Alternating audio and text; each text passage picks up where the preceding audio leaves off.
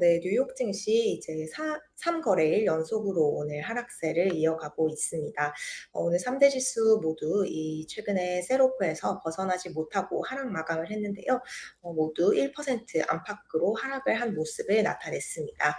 오늘 기준으로 다우 지수가 전장 대비 0.96% 하락 마감을 했습니다. S&P 500 지수는 전장 대비 1.1% 하락을 했고요. 나스닥 지수는 전장 대비 1.12% 하락을 하는 모습을 보였습니다. 지금 3대 지수가 모두 이제 좀 계속해서 좀 강한 매도세를 겪고 있는 모습입니다. 지금 전체적으로 이 금융시장이 연준의 이 긴축 우려에서 크게 벗어나지 못하면서 지금 외환과 채권 시장에서도 비슷한 흐름이 펼쳐지고 있는데요. 오늘 채권 시장 같은 경우에는 이제 이념물을 중심으로 채권 매도세가 이어졌습니다. 지금 오늘 기준으로 이제 오늘 오후 3시경 기준으로 지금 이념물 수익률이 거의 이제 3.47% 457% 수준 나타냈는데요. 이게 지금 2007년 이후 최고 수준입니다. 금융위기 이후 가장 높은 이념물 수익률을 나타내고 있고요. 10년물 수익률 같은 경우도 3.1%가 넘는 수준을 유지를 하고 있습니다. 지금 파월 의장이 경기 침체도 이제 약간 불사를 하고 인플레를 대항을 하겠다라는 강력한 의지를 표현하면서 지금 채권 시장의 이 경기 침체 우려도 반영이 되고 있는데요. 장기물 국채 수익률은 하락하는 반면에 2년물 같은 단기물은 소폭 상승하는 이런 흐름이 펼쳐졌습니다. 외환 시장 같은 경우 이제 오늘 좀 출렁이는 모습을 보였는데요. 달러가 이제 장 초반 강세와 약세를 거듭하다가 이 마감 무렵에는 전장 대비 소폭 이제 거의 비슷한 수준인 108.7선을 나타냈습니다. 현재 108.8선을 나타내고 있고요. 20년 만에 초강세 수준에서는 조금 후퇴한 수준이지만 굉장히 높은 수준 유지를 하고 있습니다. 네, 오늘 국제금융시장 동향 중에서 조금 그래도 긍정적인 소식이 이제 유가 소식입니다. 유가가 오늘 많이 내렸는데요. 지금 오늘 10월물 WTI 가격이 전장 대비 5.5% 하락을 하면서 배럴당 91.67달러의 하락을 91.64달러에 마감을 했습니다. 브렌트유 가격도 배럴당 100달러를 상회를 하고 있었는데 이제 90달러대로 하락을 했습니다. 지금 유가 같은 경우에는 이제 오펙의 감산 우려가 누그러지고 또 이란 핵 합의 복원이 임박했을 가능성이 불거지면서 하락을 하고 있습니다. 오늘 이제 뉴욕 증시 아무래도 지난 2거래일간에 이제 투매가 상당히 컸기 때문에 좀 반등을 장 초반에 시도를 하는 모습을 보였습니다. 그럼에도 불구하고 오전 중에 이제 하락세로 방향을 굳히고 낙폭을 점차 확대하는 모습을 보였는데요. 3거래일 연속해서 시장에 이런 셀오프, 투매가 계속 일어나고 있는 모습입니다. 지금 3대 지수의 모든 주요 지지선이 오늘 기준으로 다 붕괴가 되었습니다. 레벨이 굉장히 낮아진 상태인데요. 지금 다우가 32,000선 아래로 내려갔고요. 그리고 나스닥 같은 경우 12,000선이 깨졌습니다. S&P 500 지수도 4,000선이 이제 깨지면서 상당히 좀 중요하게 보였던 하단 지지선이 일제히 좀 붕괴가 되고 있는 모습입니다. 지금 계속해서 이 파월 의장의 발언이 있었던 이후에 연준 의원들이 긴축적인 발언을 내놓고 있습니다. 이런 것이 투자 심리를 급격하게 우려를 좀 위축을 시키고 있고요. 또 경제 지표도 이제 주식 시장에 크게 좀 도움이 되지 않고 있는 모습입니다. 네. 오늘 2명의 연은 총재가 공개 발언을 했습니다. 2명 다 상당히 좀 매파적인 목소리를 내면서요. 파월 의장의 발언에 이어서 좀 상당한 인플레이션에 대한 대응 의지를 강력하게 나타냈습니다. 우선 오늘 좀 시장에 영향을 미쳤던 멘트가 뉴욕 연은 총재 존 윌리엄스 연은 총재 발언입니다. 오늘 월스트리트 저널과 대담에 참여를 했는데요. 이제 상당히 매파적인 발언을 했습니다. 이 윌리엄스 총재 같은 경우 이제 오늘 가장 중요하게 했던 멘트가 이제 "금리를 한동안 제약적인 수준으로 유지를 해야 한다."라는 말이 이제 오늘 가장 중요한 좀 멘트였던 것 같습니다. 지금 연준의 이 파월 의장이 말했던 말을 좀 그대로 되풀이를 했는데요. 이 인플레이션이 아직까지 굉장히 높은 수준이기 때문에 한동안 이런 제약 경제를 어느 정도는 제약하는 수준까지 금리를 높일 필요가 있다라고 얘기를 했고요. 또 이 긴축이라는 것을 뭐 단기간 매우 짧은 기간 동안 이제 후다닥 한 후에 다시 또 방향을 이제 크게 트는 요런 성격의 것이 아니다라고 얘기를 했습니다. 결국 이 긴축의 과정은 내년 내내 이어질 것이다라고 얘기를 했는데요. 이제 내년에 채권 시장을 중심으로 내년 중에 이제 금리를 좀 내릴 수 있지 않을까, 연준이. 어쩌면 금리를 올린 다음에 이후에 내년 뭐 하반기쯤 금리를 내릴 수 있지 않을까, 요런 기대감이 사실 좀 있었는데요. 이걸 완전히 일축하는 발언을 했습니다. 방향을 이제 단기간에 바꿀 것은 아니다라고 얘기를 하면서요. 금리를 아래쪽으로 조정하는 데에는 상당한 시간이 걸릴 것으로 예상한다라고 했습니다. 이 내년 금리 인하 가능성을 묻는 질문에서는 상당히 희박한 가능성을 가지고 있다라고 얘기를 했습니다. 지금 현재 연방기금리 범위가 2.25에서 2.5%입니다. 이제 전 페드 위원들마다 이 중립금리에 대한 판단이 좀 다를 수 있는데요. 중립금리라고 하면 이제 성장률을 방어하면서도 인플레이션 압력이 없는 그런 이상적인 이 금리 수준을 얘기를 합니다. 그 금리 수준에 대해서 존 윌리엄스 뉴욕 연은 총재 같은 경우 3.5% 수준을 제시를 했습니다. 3%에서 3.5% 수준을 중립금리로 제시를 했는데요. 결국에 이 긴축 과정을 우리가 잘 하기 위해서는, 인플레를 저항하기 위해서는 3.5%보다 금리를 높여야 할 것이다라고 이제 언급을 했습니다. 지금 현재 미국 연방기금 금리가 2.25%에서 2.5%이기 때문에 이 현재 수준은 아직까지 경제를 제약하는 수준이 아니다라고 얘기를 하면서 이제 금리를 향후 좀 상당히 높여야 하는 이 좀 목소리를 강하게 얘기를 했습니다. 또 이제 미국의 PCE 물가 지수가 조금 완화되는 흐름을 보였었는데요. 그럼에도 불구하고 인플레가 여전히 높은 수준이다라고 얘기를 했습니다. 이 9월에 이제 얼만큼 금리 인상폭을 지지를 할 것이냐라는 질문에 대해서는 즉답을 하지는 않았는데요. 결국에는 이제 향후 들어오는 이 고용 지표라든지 인플레이션 지표를 총체적으로 보고 난 이후에 판단을 하겠다, 이제 토탈리티에 따라서 결정을 하겠다라고 얘기를 했고요. 또 인플레가 이제 여전히 높은 수준이고 노동 시장이 굉장히 강한 수준을 유지를 하고 있다라고 얘기를 했습니다. 네, 이제 굉장히 좀 매파적인 발언으로 해석이 되는데요. 오늘 이제 뉴욕 연은 총재 이외에 리치먼트 연은 총재도 좀 굉장히 매파적인 발언을 했습니다. 리치먼트 총재인 토마스 바킨 총재, 오늘 이제 지금 미국 연준이 지금 인플레를 낮추기 위해 최선을 다하고 있다라고 언급을 했습니다. 이제 인플레를 낮추기 위한 어떤 도구를 연준이 가지고 있다라고 얘기를 했는데요.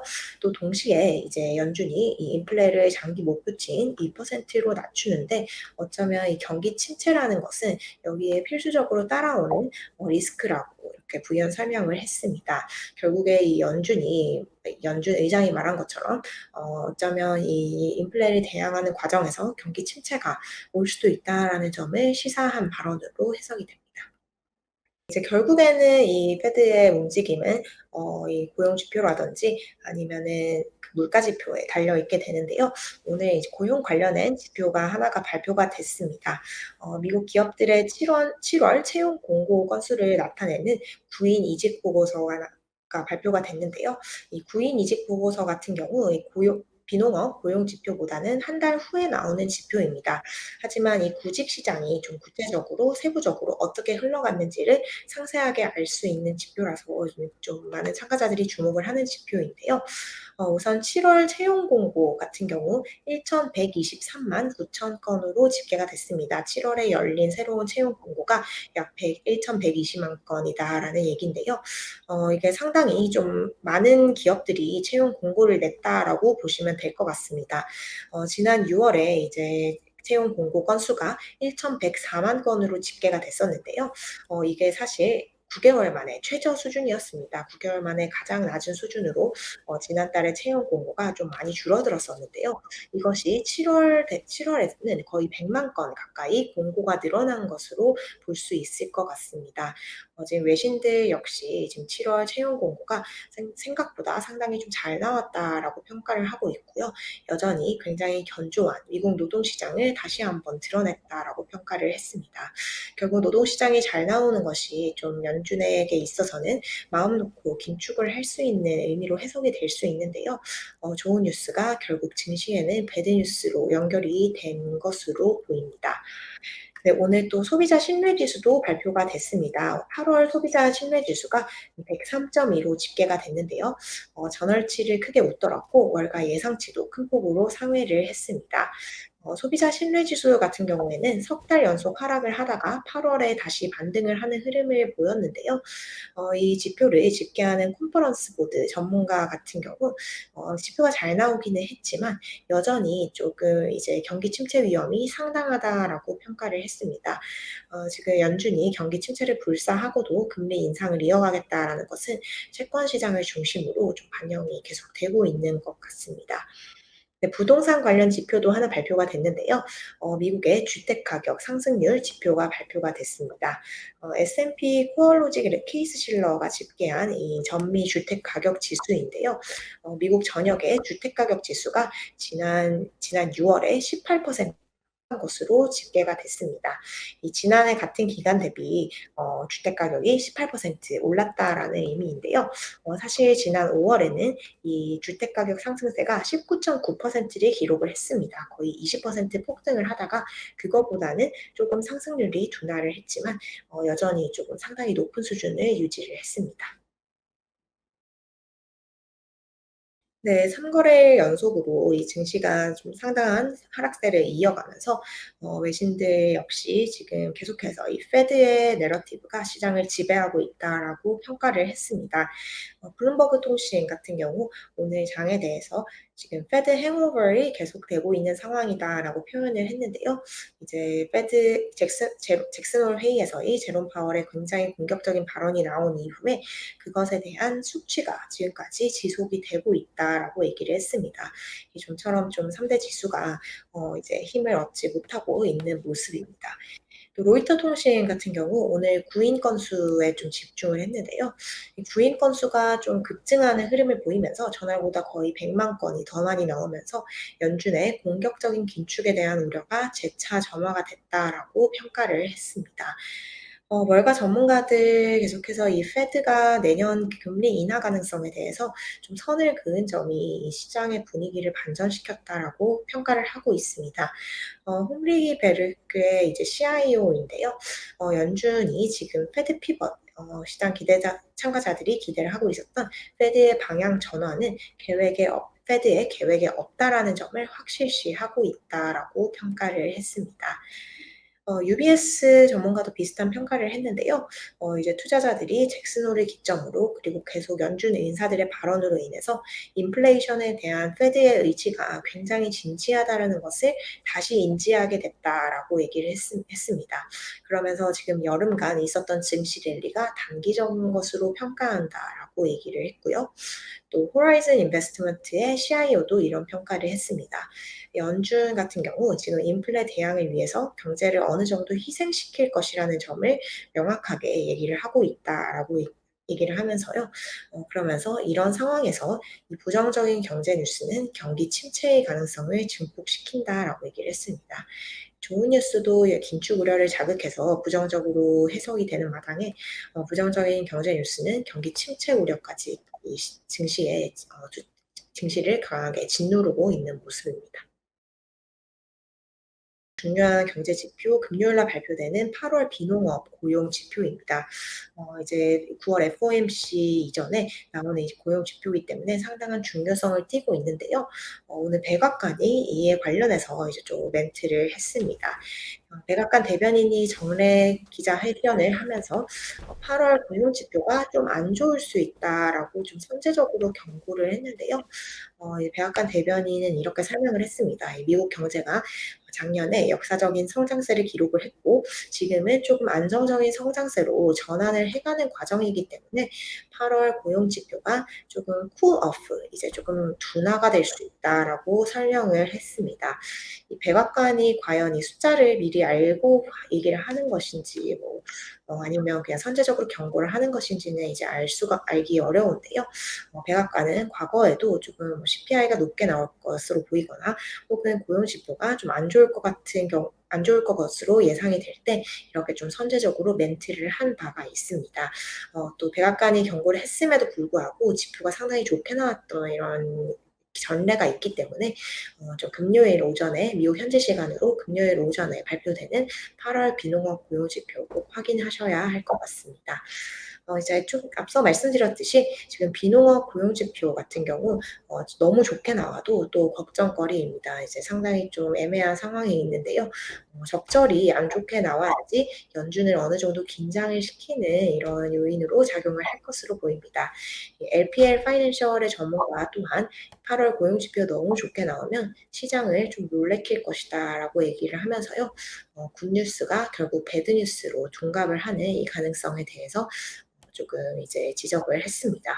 지금 월스트리트 저널 전문가들 같은 경우 8월 비농업 신규 고용 32만 5천 명 증가했을 것으로 전망을 하고 있습니다. 지난 7월에는 52만 8천 명 증가했는데요.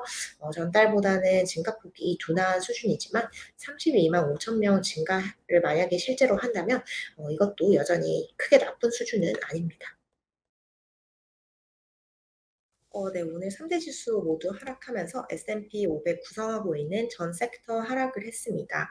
특히 유가가 많이 내렸기 때문에 에너지 섹터가 많이 하락을 했고요.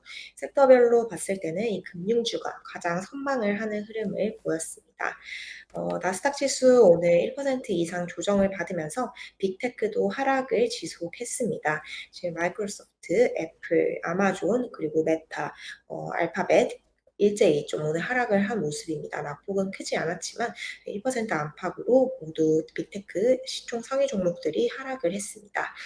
네, 오늘 또 테슬라가 2.5% 하락을 했고요. 트위터가 1.8% 하락을 했습니다. 지금 일론 머스크 테슬라 CEO가 다시 미국 증권거래위원회에 트위터와의 인수 계약을 종료하겠다라는 문서를 오늘 아침에 재차 제출한 것으로 확인이 됐습니다. 지금 트위터와 머스크 사이의 법적 공방이 트위터 내부의 내부 고발자의 등장으로 인해서 좀 새로운 국면을 맞고 있는데요. 지금 법조계에 따르면 일론 머스크가 이 향후 다가오는 재판에서 이 내부 고발자를 증인으로 신청을 한 것으로 알려졌습니다. 지금 이런 좀 소식 가운데 양 종목이 좀 영향을 받은 모습입니다. 또 오늘 반도체주가 많이 내렸습니다. 오늘 반도체 대장주 엔비디아 주가가 2% 이상 하락을 했는데요. 지금 다들 아시다시피 반도체 업황이 역대급으로 조금 부정적인 상황을 겪고 나가고 있습니다. 업황 전체가 부진하고 또 업황 전체의 역성장 가능성이 좀 상당히 있는 상황인데요. CT 같은 경우에는 이 반도체 업황이 10년 만에 최악의 사이클에 진입을 하고 있다라고 평가를 했습니다. 그래서 이제 필라델피아 반도체 지수인데요. XOX 지수가 지금 25% 추가 하락을 할 수 있다라고 봤습니다. 반도체주 오늘 전반적으로 좀 조정을 많이 받은 모습입니다. 또 오늘 실적 발표한 종목 중에 베스트바이가 있습니다. 미국의 대형 전자제품 매장인데요. 실적이 좀 생각보다 선방을 했고요. 장중에 주가도 7% 이상 오르는 흐름을 나타냈습니다. 장 마감 이후에 좀 큰 뉴스가 하나 또 전해졌는데요. 지금 SNS 기업이죠. 스냅이 직원의 20%를 감축할 것이다라고 미국 IT 전문 매체가 보도를 했습니다. 현재 스냅 정규직 직원이 6,400명 정도로 알려졌는데요. 20%, 즉 1,000명에 달하는 이 직원들을 해고를 할 것이다라고 소식통을 인용해 보도를 했습니다. 스냅 같은 경우 2분기 실적이 좀 상당히 안 좋게 나오면서 시장을 한번 좀 뒤흔들었던 경험이 있는 기업인데요. 이 작은 규모에도 불구하고 스냅의 이슈가 전체 지수를 좀 끌어내린 적이 있기 때문에 내일 장에 어떻게 반영이 되는지 봐야 할 것 같습니다. 스냅의 지금 주가가 시간 외 거래에서 1% 이상 하락을 하고 있고요. 스냅 주가 같은 경우 올해 들어서 80% 이상 폭락을 했고요. 지금 10달러 언저리에서 거래가 되고 있습니다. 내일 장에서 어떻게 반영될지 이제 지켜봐야 할 것 같습니다.